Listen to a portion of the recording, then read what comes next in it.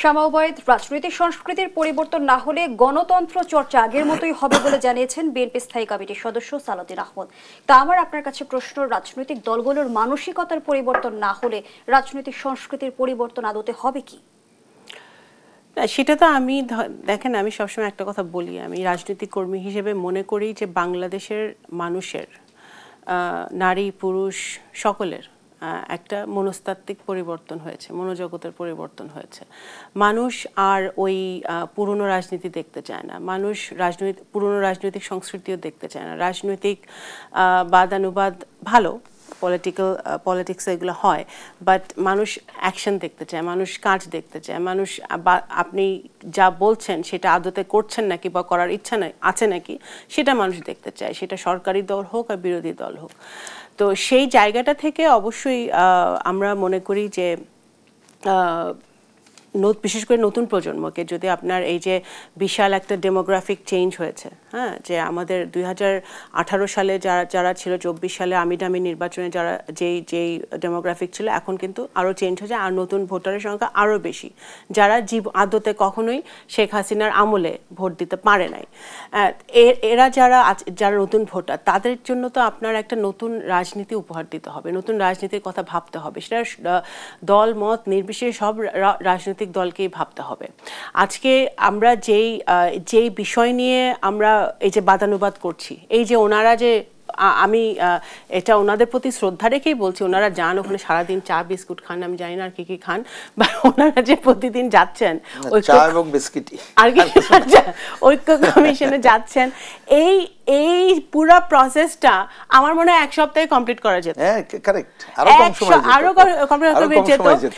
এই কালক্ষেপণটা দেশের জন্য, দেশের মানুষের জন্য, নতুন প্রজন্মের জন্য শুধু ক্ষতি হচ্ছে, আমাদের অর্থনীতির ক্ষতি হচ্ছে, আমাদের সমাজের ক্ষতি হচ্ছে, রাজনীতির ক্ষতি হচ্ছে, আমাদের প্রত্যেকটা অঞ্চলের ক্ষতি হচ্ছে, গ্রামাঞ্চলের ক্ষতি হচ্ছে, শিক্ষা স্বাস্থ্য সবকিছুর ক্ষতি হচ্ছে। কারণ কোথাও তো কোনো কাজ হচ্ছে না ভাই, কোনো মিনিস্ট্রিতে কোনো কাজ হচ্ছে না। তো এখন সবাই বসে আছে, ঐক্য কমিশনে যায় আর আসে, তাহলে এইটা কেন আমরা কালক্ষেপণ করছি?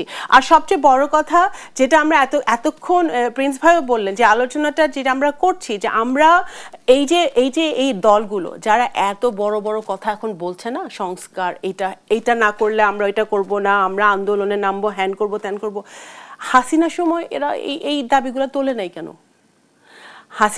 শেখ হাসিনা যখন ছিল, যখন আওয়ামী লীগ অত্যাচার করছিল, যখন গণতন্ত্র ছিল না, তখন এই দাবিতে তারা মাঠে থাকে নাই কেন? সবচেয়ে বেশি গুম, সবচেয়ে বেশি অত্যাচার, সবচেয়ে বেশি মামলা তো বিএনপি খেয়েছে। তারপরেও বিএনপি কিন্তু ওই আমলেই তখনই সংস্কারগুলো দিয়েছে, তখনই আমরা কি চাই সংবিধানে, আমরা প্রধানমন্ত্রীর কথা, আমরা দ্বিকক্ষ বিশিষ্ট পার্লামেন্টের কথা, আমরা বিভিন্ন সংস্কারের কথা তখনই বলেছি। তো এখন এই যে আজকে যে এত নতুন মানে কথা তারা বলছে, তারা তখন বলে নাই কেন? তখন কেন এখানে ওখানে লুকিয়েছিল? তখন কেন একটা আরেক দলের আবরণে থেকে তারা রাজনীতি করেছে? তখন কেন বলে নাই? তখন তো একটাই কথা ছিল না, সবার এক দফা ছিল যে ফ্যাসিবাদের পতন হতে হবে, গণতন্ত্র ফেরত আসতে হবে, এর বাইরে তো কোনো কথা ছিল না। আজকে গণতন্ত্র যদি ফেরত আনতে পারি, আমরা গণতান্ত্রিক ধারায় যদি দেশটা আনতে পারি, তাহলে অটোমেটিক যেই সমস্যাগুলা আমরা ফেস করি, হ্যাঁ, সেই সমস্যাগুলো আমরা সমাধান হতে পারে। সংবিধানের পরিবর্তনের কথা যারা বলে বা নতুন সংবিধানের কথা যারা বলে, তারাই নির্বাচন চায় না, এবং তারা ওই যে একটা ঘোলাটে সিচুয়েশন ক্রিয়েট করতে চায়, ওই আওয়ামী লীগ, জাতীয় পার্টি সবার একটা রাজনীতি করার তাদের আবার একটা ফ্যাসিবাদী চরিত্র দেখানোর একটা সুযোগ করে দিতে চায়। এবং আমি এখনো বলছি, 1 বছর কেটে গেছে এই ইন্টারিম সরকারের, এখনো সরকারের ভিতরে ফ্যাসিবাদের যেই লোকজন আছে, দোসররা আছে, যারা বিভিন্ন এজেন্সিতে, বিভিন্ন মিনিস্ট্রিতে, বিভিন্ন সচিবালয় অ্যাডমিনিস্ট্রেশনে যারা ঘুরপাক খাচ্ছে, তাদের প্রভাবে কিন্তু এটা আরো মানে এই নতুন মানে নির্বাচনটা সঠিক সময় হওয়া আরো কঠিন হয়ে যাবে, যদি ডক্টর ইউনূস একেবারে সুনির্দিষ্টভাবে উনি একেবারে কঠিন অবস্থায় না থাকে।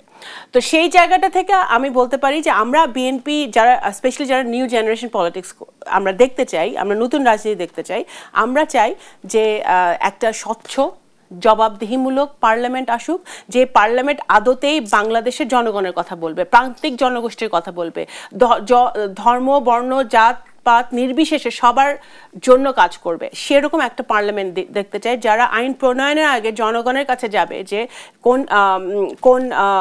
কোনটা দেশের জন্য ভালো, কোনটা দেশের জন্য খারাপ।